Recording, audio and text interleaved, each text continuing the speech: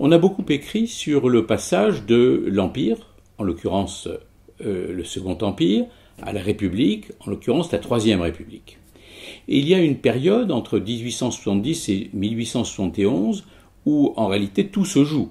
Quelles vont être les institutions, quelle attitude la France va avoir à l'égard du reste du monde et singulièrement à l'égard de l'Allemagne qui est en train de l'agresser et partiellement l'occuper.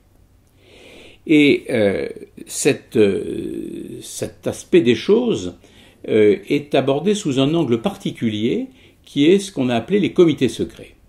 Il y a deux périodes, en août 70 et en mars 71, dans lesquelles le Parlement se réunit à huis clos et discute très librement. Un député dit « nous sommes entre nous », de l'avenir de la France, un avenir tout à fait immédiat et un avenir plus lointain.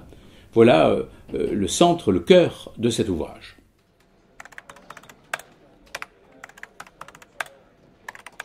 Il serait évidemment difficile de citer tous ceux qui prennent la parole pendant ces comités secrets.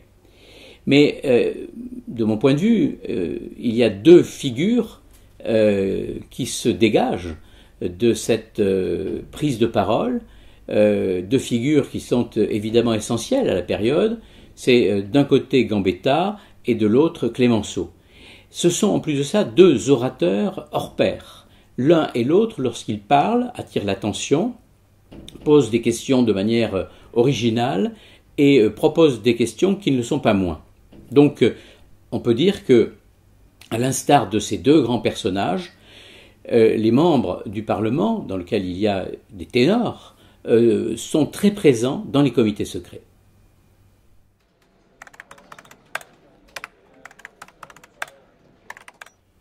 Je ne sais pas si à proprement parler on peut parler de découverte, parce que cette période, le passage de l'Empire à la République, 1870-1871, est particulièrement bien documentée.